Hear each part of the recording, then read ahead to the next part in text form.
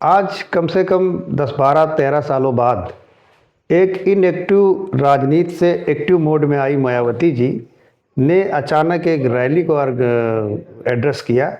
और वो रैली इतनी ज़्यादा सुपरहिट थी कि पूरे प्रदेश में सारे नेताओं की और पूरे देश में बड़े बड़े नेताओं की, बड़ी बड़ी पार्टियों की नींद हराम कर दी और कुछ लोगों को एक्साइटमेंट भी दे गई। इस इतनी बड़ी रैली की कवरिंग करने के लिए यूपी टीवी के एक महान पत्रकार शिवम अवस्थी जी फुल कवरिंग करके आए हैं। उनसे हम जानना चाहते हैं कि उस कवरिंग में उन्होंने क्या देखा, उन्होंने क्या महसूस किया और क्या उम्मीदें जगी हैं बसपा पार्टी के लिए या और दूसरी पार्टियों के लिए क्या दिख रहा है। ये सब जानने के लिए हमारे पॉडकास्ट में आज जो है शिवम अवस्थी जी आए हैं और वो कवरिंग करके आए हैं, लाइव कवरिंग करके आए हैं। उनसे पूछते हैं। शिवम अवस्थी जी, आप बताएं कि आपने क्या देखा वहाँ पर। सबसे पहले तो समीर भाई, आज पहला पॉडकास्ट है, अभी राजनीति पर है। हम लोगों ने एक टेम्परेरी पॉडकास्ट किया था गांव के अफवाह पर। तो आप अपने व्यस्ततम समय में, और रात के तकरीबन 12 बज रहे हैं ना, 12 बज रहे हैं, 12 बजे पॉडकास्ट, क्योंकि डॉक्टर साहब डॉक्टर भी हैं, अपना इलाज भी करते हैं और समय निकाल कर ये राजनीति पिछले, क्योंकि जानकारी इनको बहुत रहती है राजनीति मामले में। तो सबसे पहले तो आपके जो दर्शक हैं उनको बधाई कि आपने पॉडकास्ट शुरू की। और बहुत बहुत सवाल ये कि आपने मायावती जी का जिक्र किया जी। तो आज सुबह की टाइमिंग थी। एक बात तो ये तय था कि आज लखनऊ में जो कुछ दिखा, कुछ लोगों को तो नींद नहीं आने वाली है, बिल्कुल नहीं आने वाली है।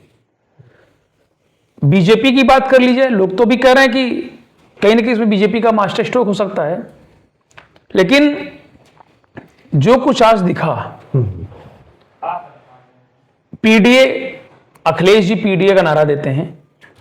हमेशा जितने भी राजनीतिक पार्टी हैं वो हमेशा दलित समुदाय का एक मजबूत वोट बैंक होता है, बिल्कुल, उसको जो है बटोरने का काम करते हैं। अभी चंद्रशेखर जी को देख लीजिए, वो अपने आप को दलितों का मसीहा बता रहे थे।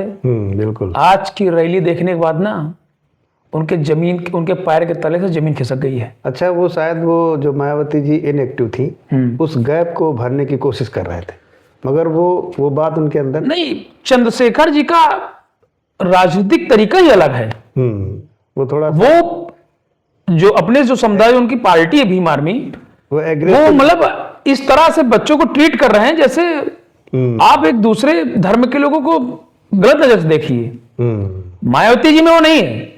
उन्होंने आज जो भी 1 घंटे का भाषण दिया, 52 मिनट के आसपास का, उस भाषण में कहीं भी कुछ ऐसा नहीं दिखा कि आप इस धर्म के बारे में, उस धर्म के, कोई ऐसी चर्चा नहीं की, कोई जात विशेष को लेकर, बिल्कुल नहीं। नेताओं को टारगेट किया, पार्टी को टारगेट, स्वाभाविक लोग टारगेट करते हैं, तो करते लेकिन आप माइंड वॉश नहीं करते हैं कि आप ऐसा करिए, आप उनको भगवान मानिए, उनको मानिए, सब कुछ चलता है, कोई कटाक्ष नहीं। तो वहां पे जो लोगों का एक्साइटमेंट था वो कैसा था? सुना एक्साइटमेंट तो ये था, मैं आपको बता दूं, 6 बजे मैं घर से निकला हूं और 7 बजे मैं लखनऊ, 7:30 बजे लखनऊ पहुंच गया हूं।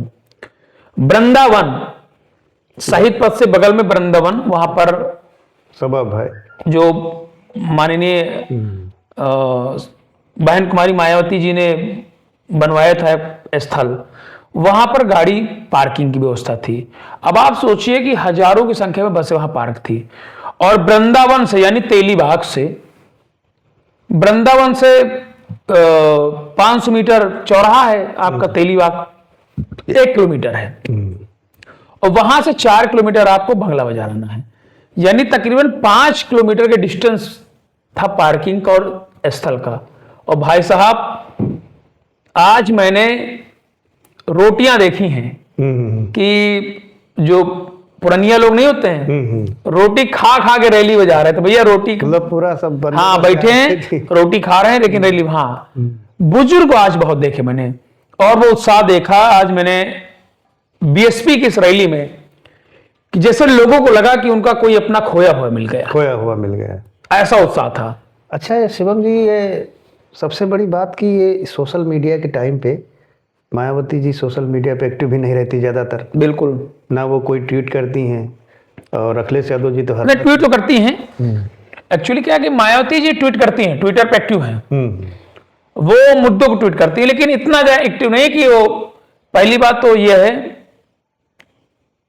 13 साल से जो पार्टी सत्ता में नहीं है, मीडिया भी कवरेज नहीं दिखाती इस पार्टी के ज्यादा। हाँ, नहीं दिखाती। ना ये पार्टी जनसभा करती है, मायावती जी कहीं जनसभा करने भी नहीं गई, ना वो लाइमलाइट में ज्यादा रहती हैं। फेसबुक ट्विटर यानी मीडिया के ट्विटर पर रहती, फेसबुक या सोशल मीडिया से दूर है। दूर है। अब आप सोचिए, जिस पार्टी की मुखिया सोशल मीडिया से दूर है, इतना एक्टिव नहीं रहती, मीडिया में भी नहीं आती है, उस पार्टी की मुखिया ने आज अपना वो स्टारडम दिखा दिया कि मायावती में अभी वही दम बाकी है। अभी वही दम बाकी। तो क्या ये जितने रैली में लोग थे, क्या ये वोट में कन्वर्ट हो सकते हैं? आपको क्या लगा? आप देखो, रैली में आप देखते हैं कि बुलाई जाती भीड़ है, बुलाई जाती, लेकिन आज जो भीड़ थी, मगर यहाँ इस रैली का अलग एक तरीका। हाँ, क्योंकि ये जो दलित समुदाय की भीड़ थी, जितने लोगों से मैंने बातचीत की, मैंने 7-8 वीडियो किए हैं, और तकरीबन मैं आपको बता दूं कि मैंने भी 5 किलोमीटर का सफर तय किया है पैदल। और आज ये लखनऊ में दिख रहा था कि वो पुराना दौर था। 13 साल पहले आपको ले चलते हैं, तब हम लोगों की उम्र 17-18 साल। तो जब कहीं से निकलते थे तो लिखा रहता था, आज बहन कुमारी मायावती जी की महारैली, और बड़ी बड़ी दीवारों में पोस्टर में हाथी नीले कलर के रंगे आपको दिख रहे होते। आज जब मैं लखनऊ जा रहा था तो मुझे वो नजारा देखने को मिला कि रैली है और हाथी का लोगो, वो नीला झंडा जो प्लास्टिक का आता था, वो झंडा, और वो हाथी लोगों ने डिजाइन करके हाथी लेकर गए थे, बना वहां पर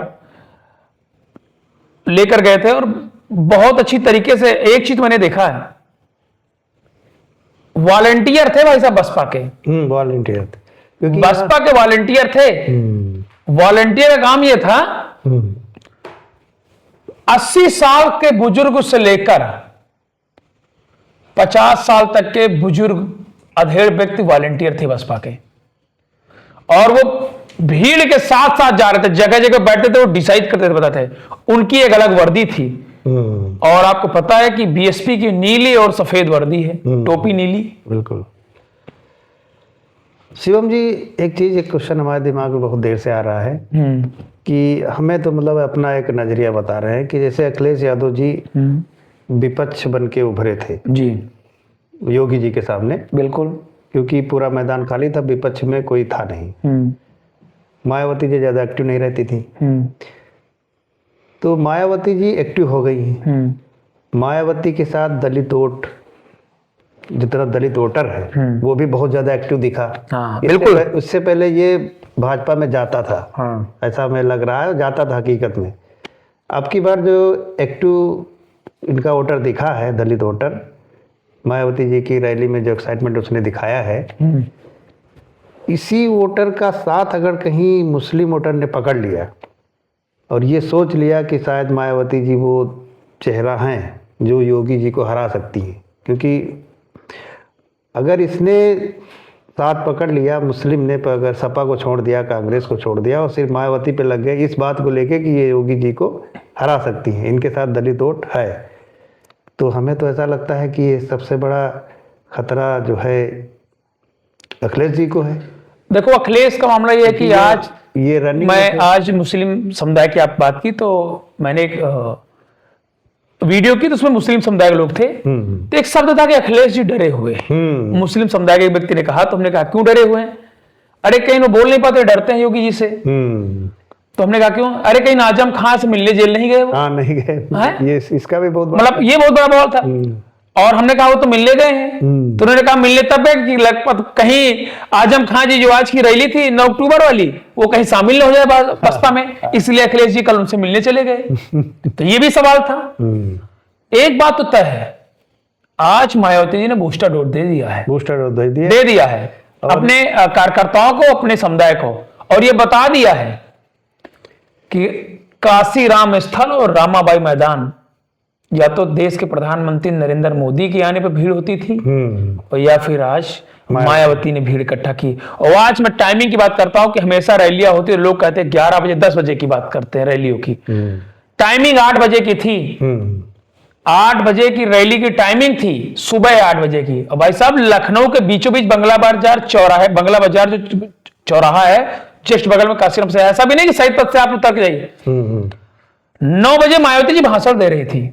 आप सोचिए, मतलब टाइम के पंक्चुअल हैं। टाइम की पंक्चुअल और भीड़ वहां पर थी। लोग, भाई साहब मैं बता रहा हूं कि रैली समाप्त होगी उसके बाद ही लोगों का रेल आ जा रहा था। अपना एक स्टार्टअप नहीं दिखाया कि हमारा वेट करिए, एक बड़ा नेता आने वाला, जैसे लोग करते हैं। हाँ, ये अरे लोग इंतजार कर रहे थे। जिस तरह से लोग निकले हैं ना, इतनी खुशी मैंने पहले कभी नहीं देखी भाई। लोगों को लगा कि यार कुछ मिल गया हमको, मतलब इतना उत्साह कि खोया हुआ उनको जो है कोई अपना मिल गया।